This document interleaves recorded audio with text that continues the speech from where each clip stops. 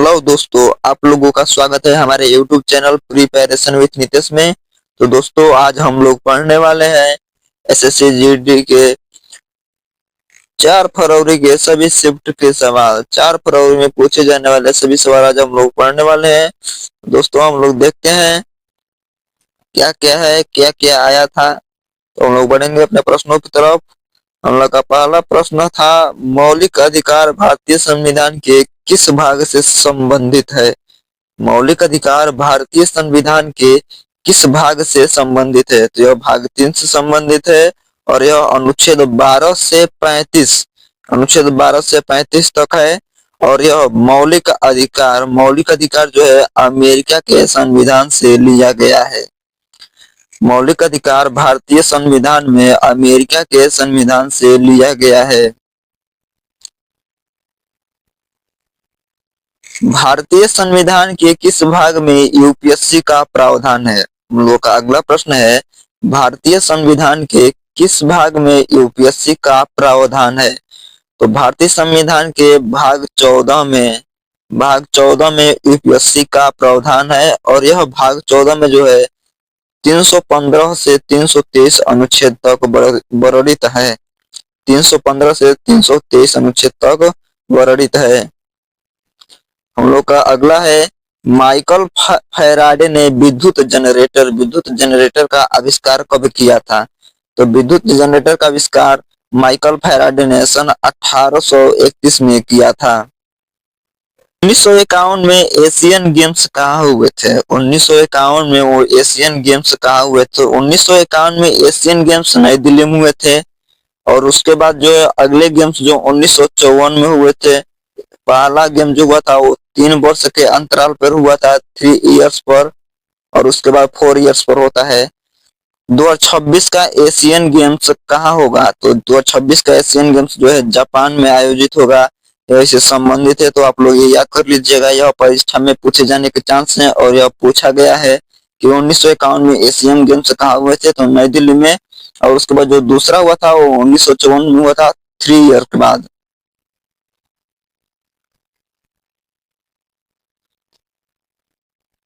किस पौधे का अधिकांश भाग खाद्य और दीवारों पर चढ़ने वाले लता वाला पौधा होता है? तो वह है कद्दू। और हम लोग का अगला प्रश्न है, 2022 में महात्मा गांधी की कौन सी जयंती मनाई गई थी? 2022 में महात्मा गांधी की कौन सी जयंती मनाई गई थी? तो 2022 में महात्मा गांधी की 153वीं जयंती मनाई गई थी।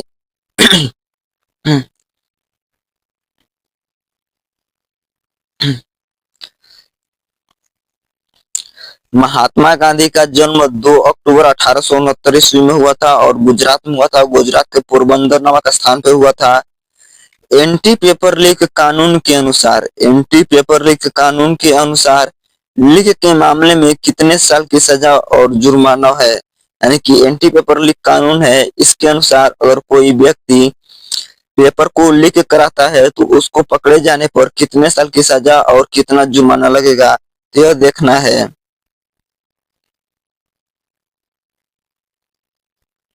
तो यदि कोई व्यक्ति पकड़ा जाता है तो उसको 10 साल जेल और 1 करोड़ रुपए का जुर्माना लगेगा।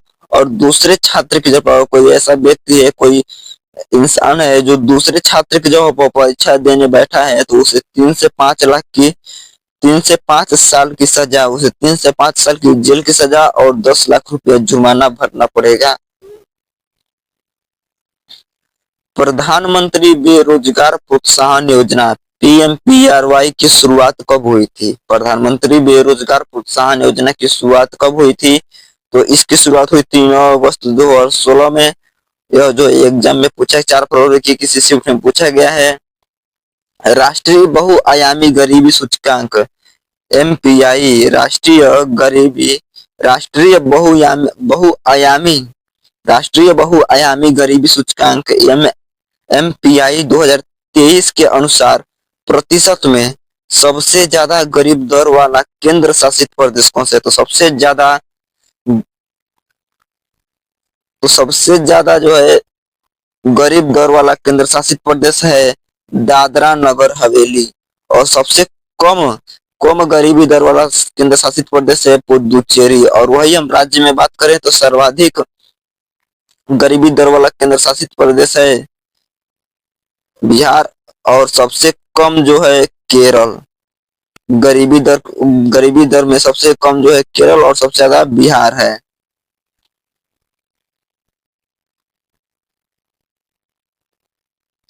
न्यूयॉर्क शहर टाइम्स स्क्वायर में मंच पर लाइव प्रदर्शन करने वाले पहले भारतीय कलाकार कौन है? तो है अनुष्का सेन, और दूसरे पर MS सुब्बुलक्ष्मी है। या तो इनका या इनका ऑप्शन में होगा, तो इन दोनों में से कोई सही होगा। ये होंगे तो ए और ये होंगे तो ए।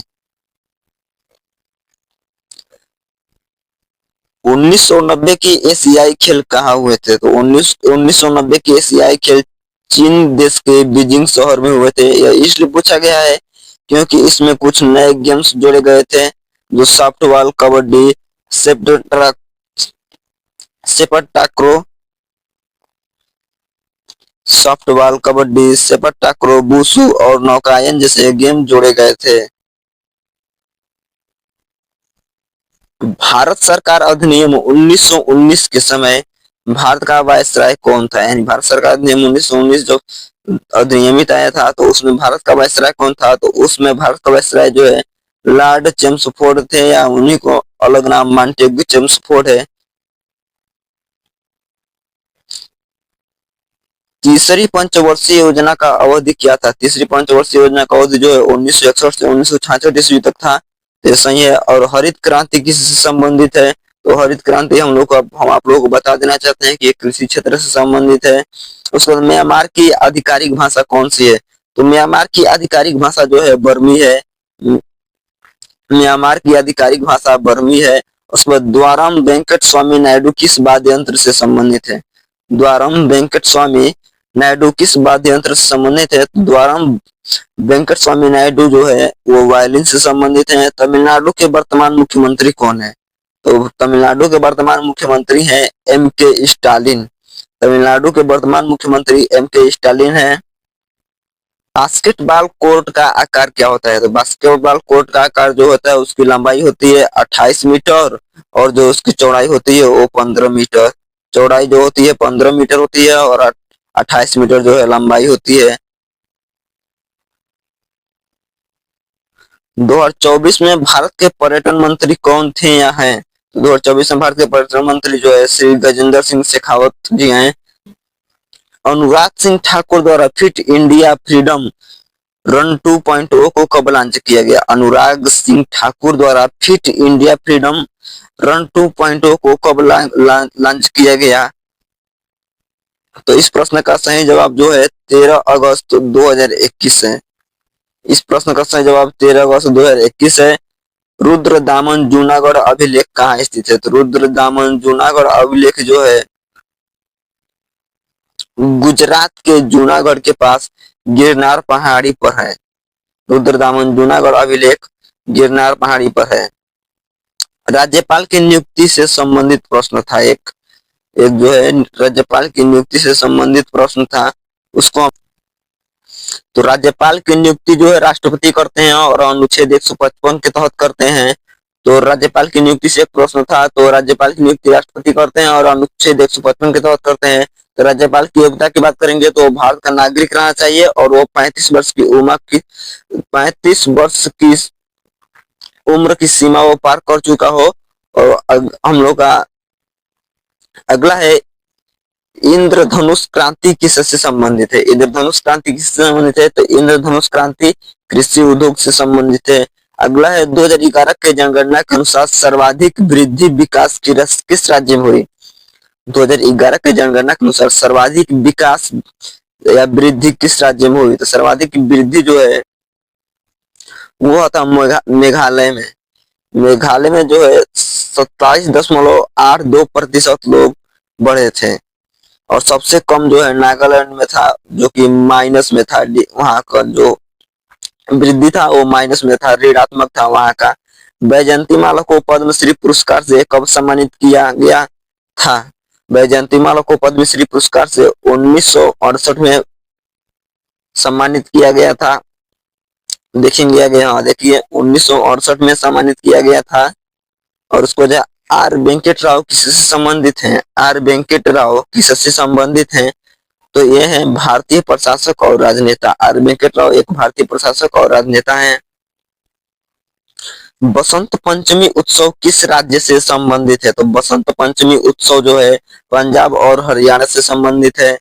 पारुल परमार किस खेल से संबंधित है, तो पारुल परमार जो है पैरा बैडमिंटन से संबंधित है। प्रथम पंचवर्षीय योजना में किसको प्राथमिकता दिया गया था, तो प्रथम पंचवर्षीय योजना में जो है कृषि और आर्थिक विकास को प्राथमिकता दिया गया था।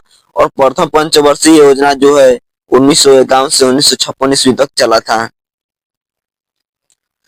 अगला क्वेश्चन है 1947 में जब भारत आजाद हुआ था, जब 1947 में भारत आजाद हुआ था तो उस समय ब्रिटेन के प्रधानमंत्री कौन थे, उसमें ब्रिटेन के पीएम कौन थे, तो उसमें ब्रिटेन के पीएम थे क्लेमेंट एटली थे। और क्लेमेंट एटली जो है लेबर पार्टी से संबंधित थे। बांग्लादेश का राजकीय धर्म कौन सा है, तो बांग्लादेश का राजकीय धर्म जो है इस्लाम है। बढ़ते हैं अपने अगले प्रश्न की तरफ। कलिंग नृत्य किस राज्य से संबंधित है, तो कलिंग नृत्य जो है दोस्तों, कलिंग नृत्य उड़ीसा से संबंधित है। कलिंग नृत्य उड़ीसा राज्य से संबंधित है। किस पंचवर्षीय योजना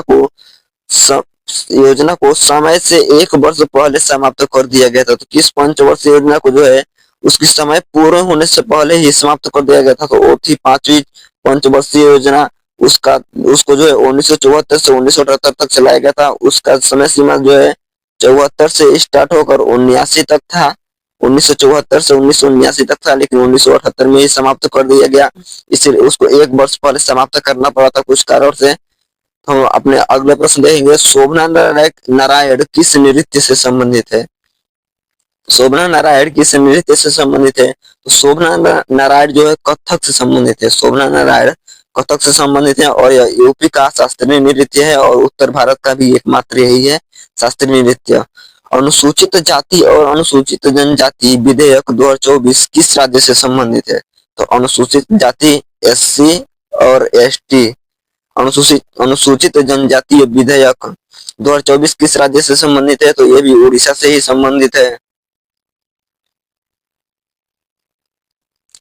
जून 2024 में केरल के वायनाड से किसने इस्तीफा दे दिया, तो राहुल गांधी जो है 2 जगहों से थे, तो एक जगह से केरल के वायनाड से इस्तीफा दे दिए हैं और दूसरी जगह का जो है संभाल रहे हैं अपना। कौन सा वेद जादू टोना से संबंधित है, तो अथर्ववेद जो है जादू टोना से संबंधित है। जीवन का अधिकार एक मौलिक अधिकार है, यह किस अनुच्छेद से संबंधित है, जीवन का अधिकार जो है एक मौलिक अधिकार है और यह किस अनुच्छेद से संबंधित है, तो यह अनुच्छेद 21 से संबंधित है। जीवन का अधिकार मौलिक अधिकार जो है यह अनुच्छेद 21 से संबंधित है। नीलगिरी पर्वतमाला किस किस राज्य में है, तो नीलगिरी पर्वतमाला तमिलनाडु, केरल और कर्नाटक में है। तमिलनाडु, केरल और कर्नाटक में है। तो नीलगिरी पर्वतमाला की सबसे ऊंची चोटी जो है डोडा बेट्टा है, जो कि 2637 मीटर ऊंचा है। 2023-24 सतत विकास लक्ष्यों के रिपोर्ट के अनुसार, सतत विकास लक्ष्य के रिपोर्ट के अनुसार सबसे तेजी से विकास करने वाला राज्य कौन सा है, तो यह है उत्तर प्रदेश। यह है उत्तर प्रदेश जो सबसे तेजी से विकास कर रहा है, वो उत्तर प्रदेश है। हम बढ़ेंगे अपने अगले प्रश्न की तरफ। में विलोम शब्द पूछा गया है। खिन्न का विलोम शब्द प्रसन्न या मुद्रित होगा। खिन्न का विलोम शब्द पूछा था, विपन्न का पूछा था, सृष्टि का पूछा था, तो विपन्न का संपन्न, सृष्टि का प्रलय और खिन्न का प्रसन्न और मुद्रित था। और कुछ जो है पर्यायवाची भी पूछे गए थे आप लोगों से, तो ध्यान दीजिएगा, आप लोग पढ़ लीजिएगा बढ़िया से। और ये क्या था, अपना उल्लू सीधा करना। मुहावरे का अर्थ पूछा था, तो अपना इसका अर्थ होता है अपना काम निकालना। फिर अगला था अलंकार से उठाया था, जहाँ किसी वस्तु का बढ़ा चढ़ा कर वर्णन किया जाता है, तो कौन सा अलंकार होता है, मतलब बहुत ज्यादा बढ़ा चढ़ा कर वर्णन कर दिया जाता है, विशेष रूप से ज्यादा ही वर्णन कर दिया जाता है, तो वहां पर जो है अतिशयोक्ति अलंकार होता है। जब ज्यादा वर्णन किया जाता है तो अतिशयोक्ति अलंकार होता है। अब तेलंगाना के राज्यपाल कौन थे, तो तेलंगाना के राज्यपाल कौन है, तो विष्णुदेव बर्मन है। इस समय तेलंगाना के राज्यपाल विष्णुदेव बर्मन है। और यह एक लास्ट प्रश्न हम लोग का है, लोकरंग उत्सव किस राज्य में मनाया जाता है, लोकरंग उत्सव किस राज्य में मनाया जाता है? तो लोक रंग उत्सव किस राज्य में मनाया जाता है? दोस्तों आप लोग यह कमेंट करके बताइए, आप लोग यह कमेंट करके बताइए कि लोक रंग उत्सव किस राज्य में मनाया जाता है। और दोस्तों आप लोगों को यह वीडियो पसंद आया हो तो वीडियो को लाइक और हमारे चैनल को सब्सक्राइब जरूर करें। और आगे ही ऐसे वीडियो देखने के लिए एसएससी जीडी या कोई भी एग्जाम का एनालिसिस यहाँ पर मिलेगा। चैनल को सब्सक्राइब जरूर, इस चैनल को सब्सक्राइब जरूर करें और अगले वीडियो का इंतजार करें। फिर अगले दिन मिलेगा, अगले दिन के एनालिसिस के साथ मिलेंगे। तो दोस्तों धन्यवाद वीडियो देखने के लिए।